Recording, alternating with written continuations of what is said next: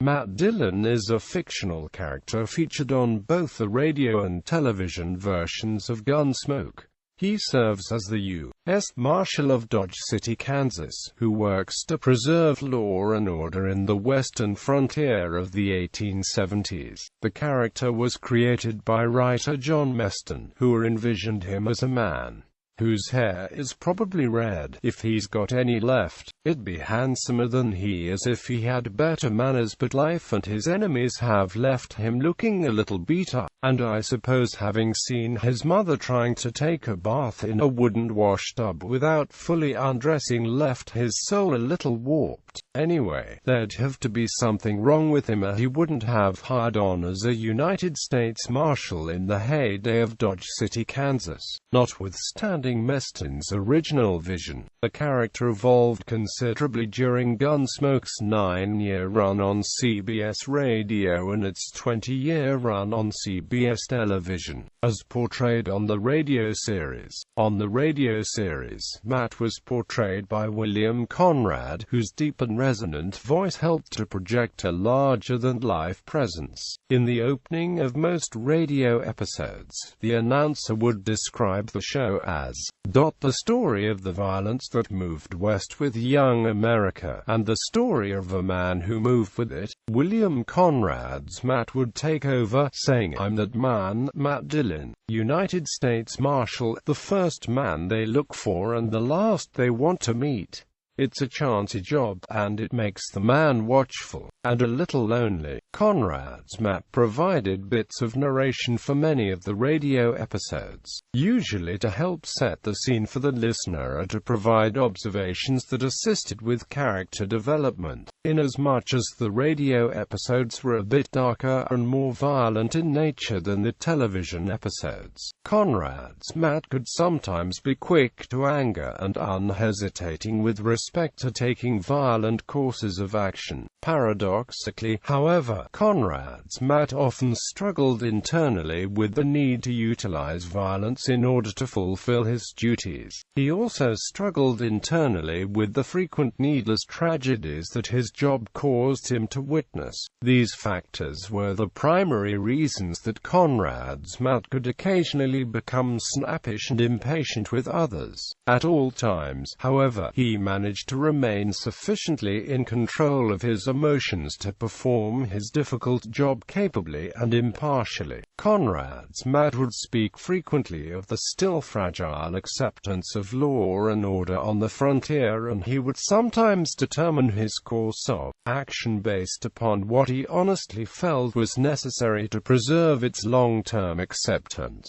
In the radio version, Matt spoke of actual persons who were well known in the history of the American West, including Wyatt Earp and Billy the Kid, and he often referred to Wild Bill Hickok as being a close personal friend, as portrayed on the television series. In the television version and subsequent TV movies, Matt was portrayed by James Arness. Since most of the early television episodes were based on stories and scripts from the radio version, Arness's initial interpretation and portrayal was similar to William Conrad's. However, as the television version continued, Arness's Matt evolved in a number of ways. In the television version, Matt became more resigned to the violent nature of his job, and he was generally less given to brooding about the dangers and tragedies inherent in it. Arness's Matt was somewhat more understanding and tolerant of people's foibles,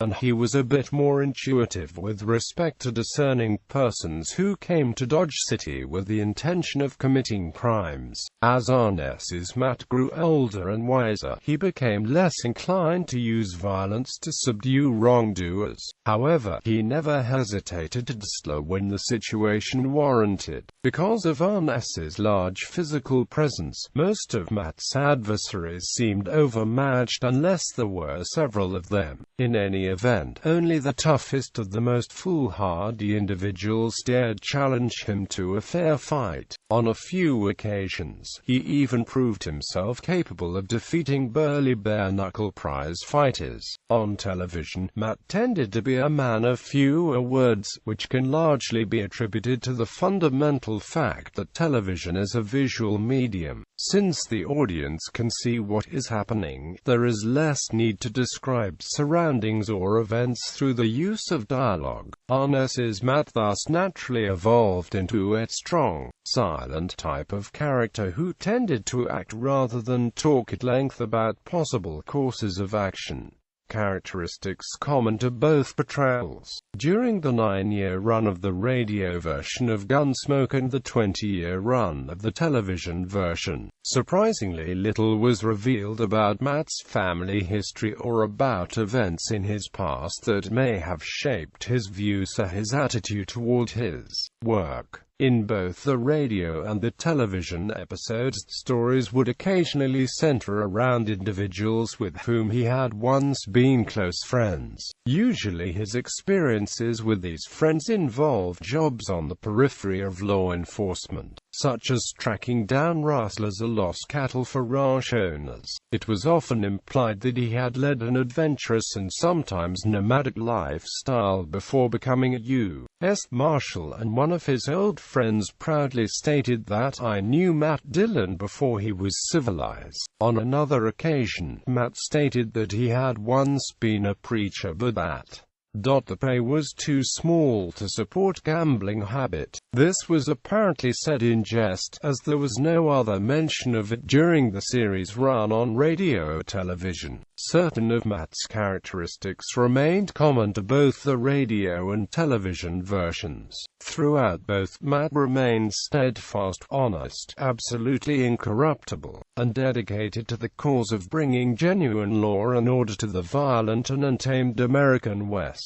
He rarely acted in an impetuous manner, and he was invariably fair and impartial in the performance of his duties, even when it required subordinating his personal views concerning people or incidents. However, a certain edge was often evident in his voice when dealing with individuals who seemed destined to cause trouble, and he would occasionally mete out harsh treatment to those who publicly challenged his authority or unwisely pushed him too far. He was fast and accurate with the single gun he carried and could easily outdraw almost any adversary, despite the fact that he virtually always allowed them to draw first. Matt was also notably compassionate toward those who had fallen on hard times or who had lost a loved one to crime or violence. In both the television and the radio versions, his closest friends were his assistant Chester, town physician Doc Adams, and saloon keeper Kitty Russell. These three individuals were among Matt's few real friends because he knew that he could trust them in any situation. In the television version, Chester was eventually replaced by Festus Hagen, an uneducated but savvy plainsman who ultimately became a badge-wearing deputy U.S. Marshal. Relationship with Kitty Russell. In both the radio and television versions, the exact nature of Matt's relationship with Kitty Russell was deliberately kept somewhat vague. Kitty was portrayed by Georgia Ellis in the radio version and by Amanda Blake in the television version. In both versions, she was initially just another saloon hostess,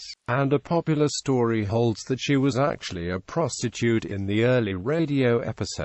However, this was never actually stated in any of the storylines, and Kitty eventually acquired a considerable measure of respectability by becoming a part owner of the thriving Long Branch Saloon. In both the radio and television versions, Matt frequently dined and socialized with Kitty, and he rarely showed more than polite interest in any other woman. Kitty was similarly devoted to Matt. Her job brought her into daily contact with many different men from all walks of life. but she seldom showed more than fleeting interest in any of them. It was evident that Kitty would have readily accepted Matt's proposal of marriage, but she was a realist. She was well aware that Matt was reluctant to marry because the high-risk nature of his job could have made her a widow at any time. She nevertheless found this situation difficult to accept at times, and she would occasionally decide to leave Dodge City to pursue other opportunities or relationships. This occurred more often in the television episodes than it did in the radio episodes, and it typically occurred after Matt had inadvertently been thoughtless. Kitty always returned to Dodge City and to her duties at the Long Branch, though, and on occasion Matt would demonstrate a profound depth of feeling for her. In any event, they always remained devoted to one another in their own unique fashion. Over time, Matt also learned to have considerable respect for Kitty's ability to spot female troublemakers. Whenever he disregarded Kitty's warnings about the intentions or character of a particular woman, he invariably regretted it. An early radio episode that was simply titled Kitty provided a particularly significant insight into a major reason for the affinity that the two felt toward one another. Matt invites Kitty to a public dance and she is reluctant to accept for fear that she will be viewed with disdain due to her vocation as a saloon hostess.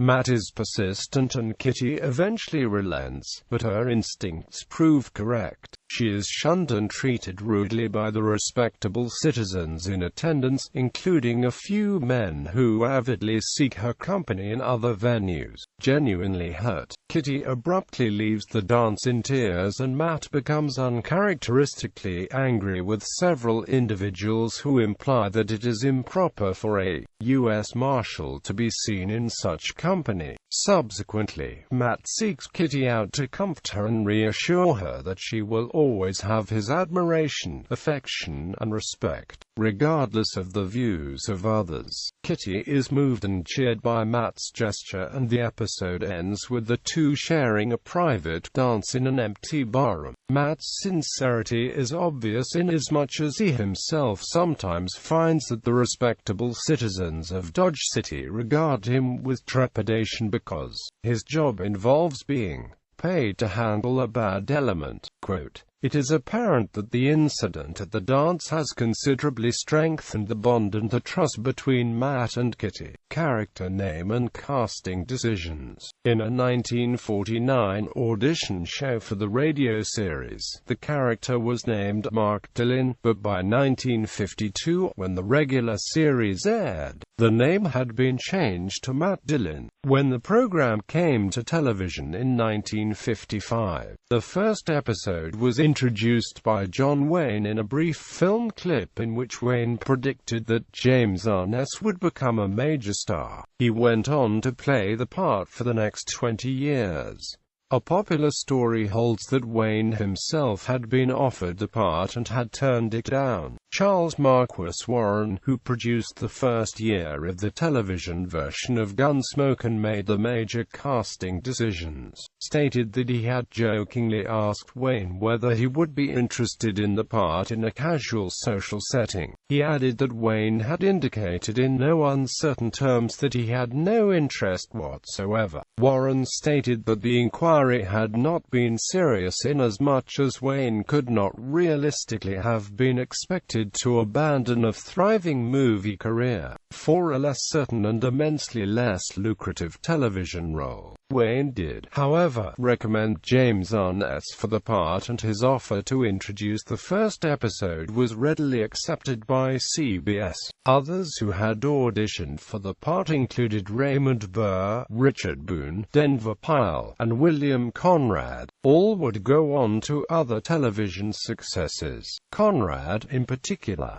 would continue to portray Matt on the radio series until it ended in 1961. He would also go on to direct a number of television programs, to become the narrator for the original television series of The Fugitive and star in 2 television series, Cannon and Jake and the Fat Man. In popular culture, in the 1988 action classic Die Hard, Hans Gruber asks John McClane who he is trying to imitate with his heroics, and he mentions Marshal Dillon among action heroes John Wayne and Rambo. In Toby Keith's 1993 #1 hit Should Have Been a Cowboy, the entire first verse concerns the relationship between Dillon and Miss Kitty. In the song, Miss Kitty would have said yes to Matt in a New York minute, but Dillon's heart wasn't in it. He stole a kiss as he rode away. Quote. In some episodes of Gilligan's Island, Gilligan would dream that he was Matt Dillon in Dodge City, and the CBS Gunsmoke set was used, including the jail and sheriff's office.